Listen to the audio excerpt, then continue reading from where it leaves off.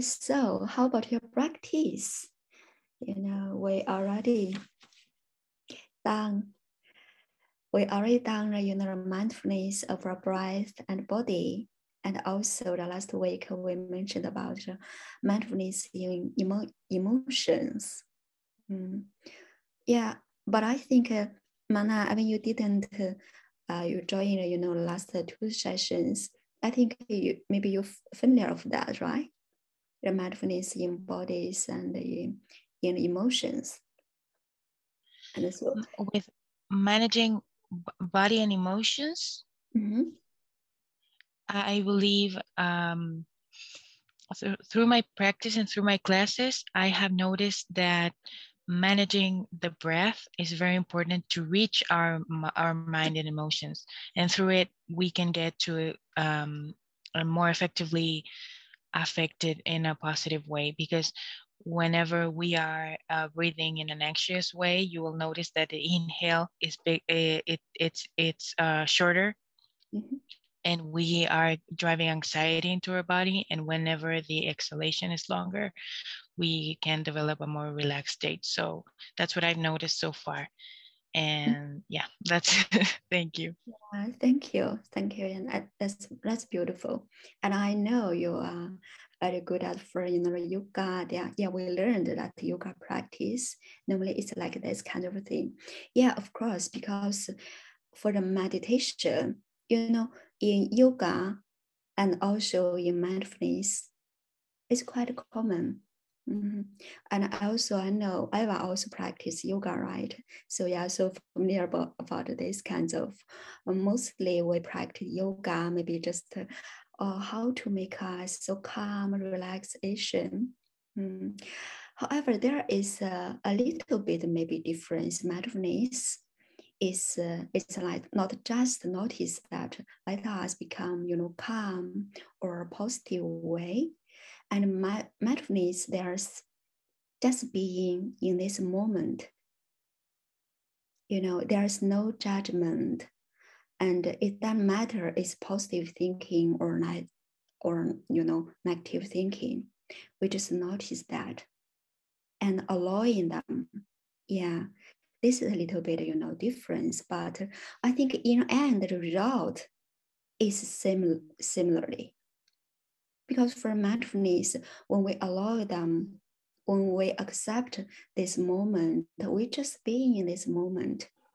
You know, our mind, our soul, heart, body be together, then the joy be, you know, unite, like, you know, our yoga. Everything be together, no separation anymore.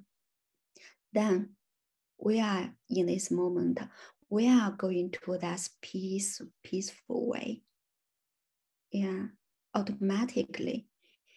It's like the father of mindfulness, the technique Han, and he just mentioned that mindfulness, you know, when you sit down and to feel your breath, you notice that you are breathing.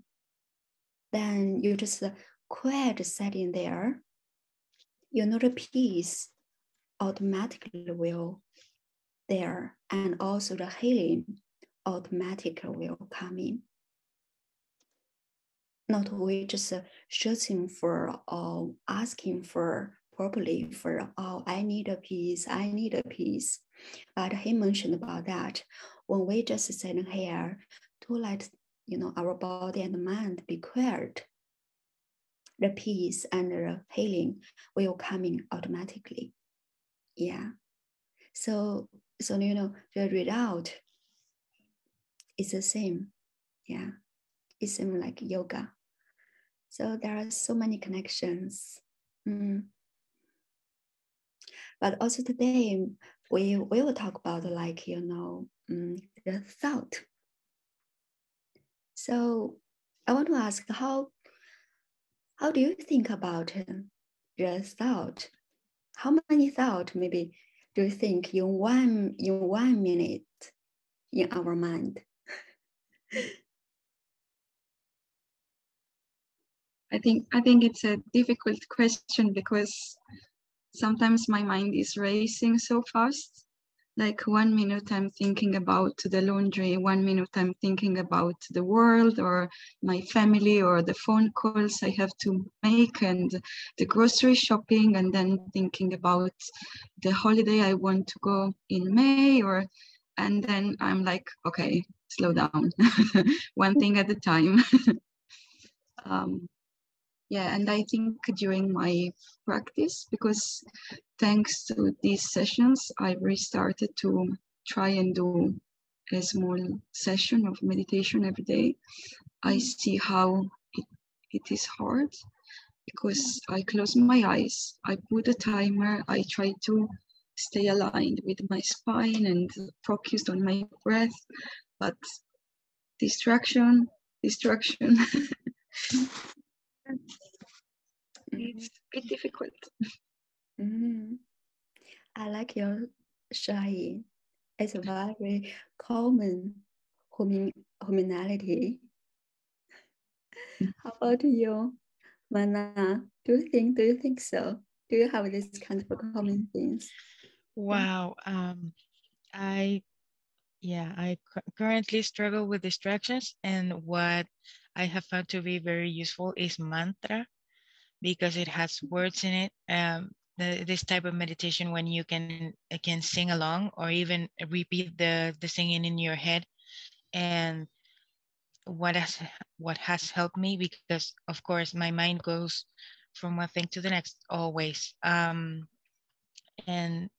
the fact that mantra has a bhakti element to it, because bhakti means focusing on devotion to a supreme being, right? So I have found that if I offer all of my distraction to this superior being, the superior being will turn it into something, of course will return it to me as something more elevated, more just different and better. But whenever I try meditation that has no words or just being silent, it's very hard. It's the most hard for me, really. I see. Yeah, it's so common. And myself, I have been practicing mindfulness around more than 5 years. It's still have this kind of situation. It's quite common. I don't know, have you hear about that story? There's a monk, and this monk master have been practiced, the meditation for almost 50 years, like that. So a little boy, and he just come in and ask him for this. Master said, "Oh, master, I think you must so good at for the meditation. You are good meditator. I want to ask you questions, because when I sit down here do the meditation, full of thought in my mind, I want to empty them. I think you can do like that, right? Because you have been practicing so many years. You must can do that. So can you please tell me how can I do? How can I do, clean out, empty my mind, make it clean or something? Do you know the answer? I don't know. I mean, I think I told you I was right or no? Oh no, it should be Lisa. Yeah. So the master said, "Oh, that's a good question, but my answer is when you die." Yeah, this is the answer. So the answer's meanings when you are living, when you still, alive, the mind, the thought should be every minute, right? At least only the person died, there's mind empty. So we don't need to worry about that. Oh, it's so common. You're sitting there, get silent.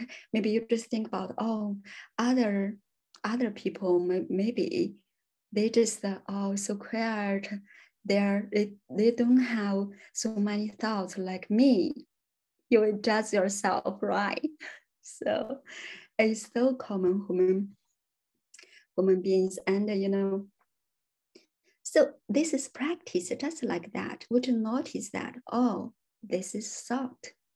This is salt. Sometimes we also use, during practice, maybe you just your alarm to say, during 1 minute, how many thoughts in my mind? But then maybe we will not practice that, because it doesn't matter how many thoughts you calculate as. It's not, there is no any, anything you want to say. Just this, it doesn't matter. Everyone have this kind of situation. It's so common. The thing is, we practice that, just let them be there and allowing them be there, like you watch the clouds in the sky.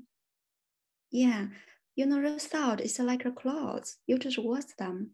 They come and go, come and go. Yeah. We just don't need to, like, think about too much. Oh, I have this thought. Then next, we will do the self-critical things.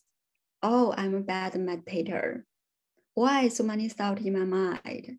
Oh, how about others? Maybe we'll compare with others and so many things. So we can't stay there. Yeah. So Yeah, yeah. I just wanted to say that whenever you judge a thought, you just get in change in the whole thing. You come to judge that thought, and then you start thinking, oh, this thought wasn't so good, or maybe it was good, I don't know, or maybe it was something that I needed to do. And you get entangled in all of this, and then the machinery starts going on again, and then you don't notice, and you are not meditating anymore.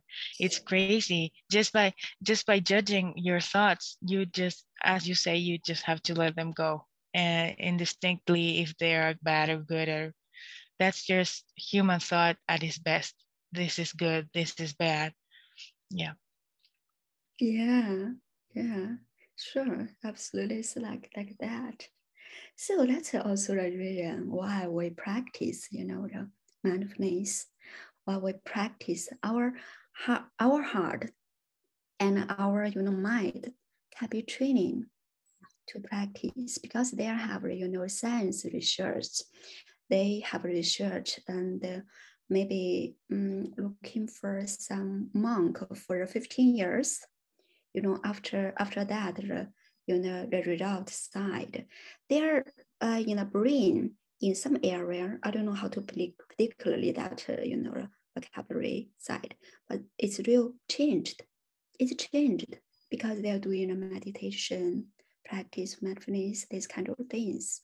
It can maybe step by step we can notice, okay, oh, this what kinds of emotions here, because and maybe we just want to automatic follow on all the thoughts and thinking, emotions. We just drive into emotions. Let's make us more painful than that thought.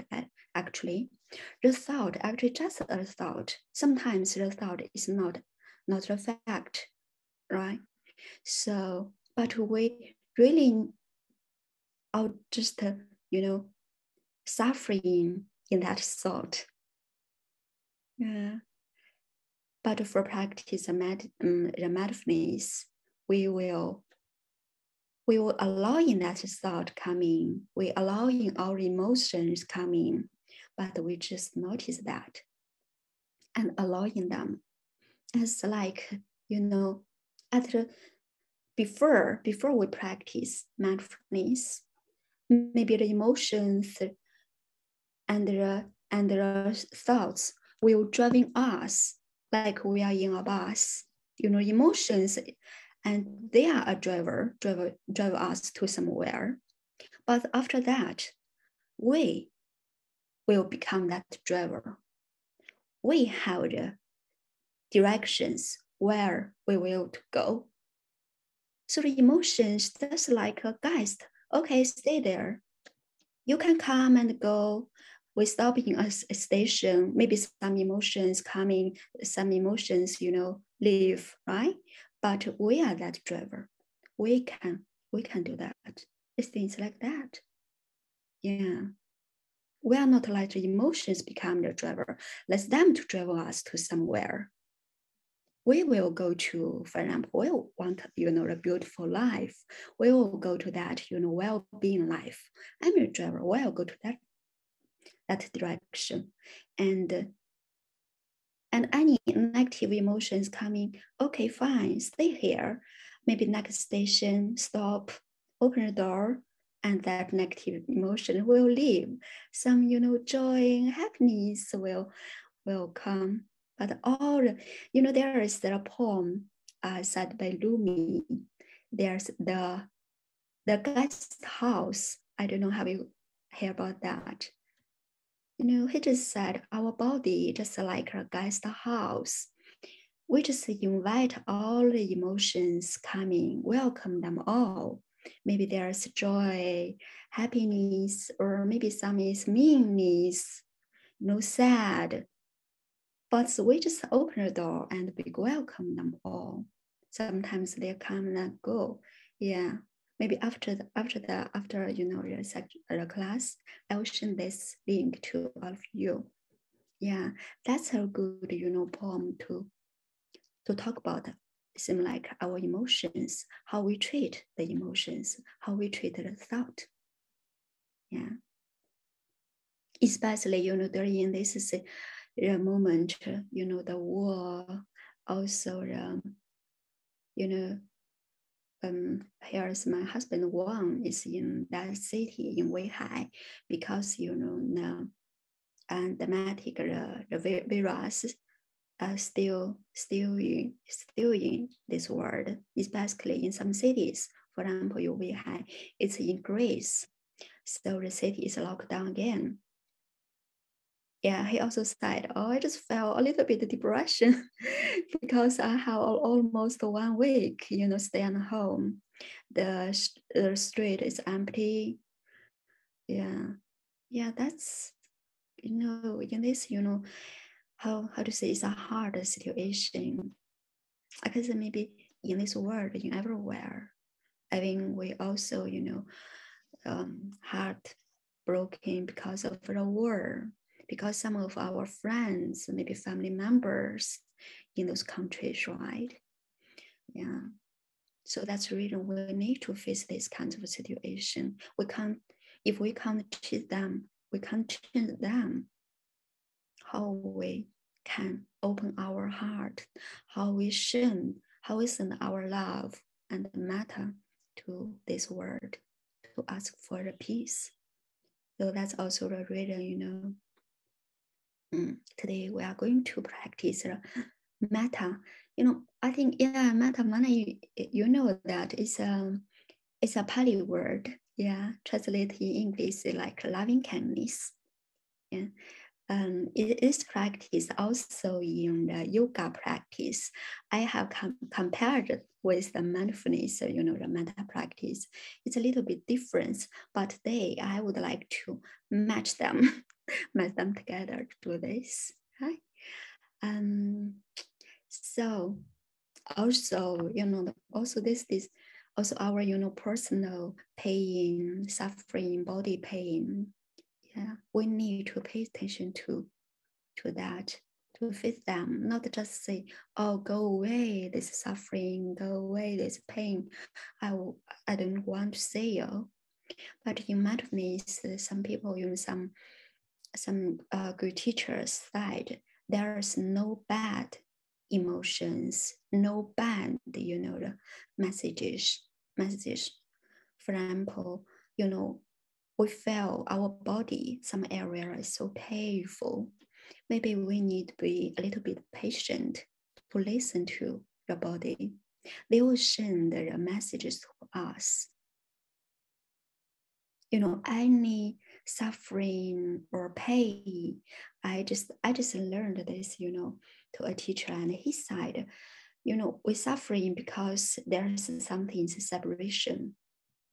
For example, maybe our mind, body, and spiritual, they are separation, separate. They are not be together anymore. So maybe they will send us some kinds of pain to tell us to stay here, to be quiet, to let our body and soul, mind be together. Let be connected to each other. It also why there have a war, because we don't know that we are all sisters and brothers. We all separate to each other. We all think, oh, you are different than me. But actually we are same. So, and for this, I really want to read this, this was read by the Dalai Lama, and he just mentioned that, he said, relating that, the other person is also just like me, at the basis of which you can develop compassion, not only towards those around you, but also towards your enemy. Normally, when we think about our enemy, we think about harming him. Instead, try to remember that the enemy is also a human being, just like me. Yes. So we are seeing. Besides that, just look at this screen. I mean, just four of us, but the appearance is different. There's man, lady, the color is different, the face is different, the cultural background is different. But when we stay here, when we stay together, be here, that's because these are common human beings. We are same. We all say every experience is different, but inside of us, we all have emotions. We all asking for love. We all have a beautiful heart. We can feel the love. We can feel, the suffering, the sad. So that's a reason. Let's listen to our heart, our body. Mm-hmm. So when you are ready, let's start to our practice now. And after that, let's go back to discussion, okay?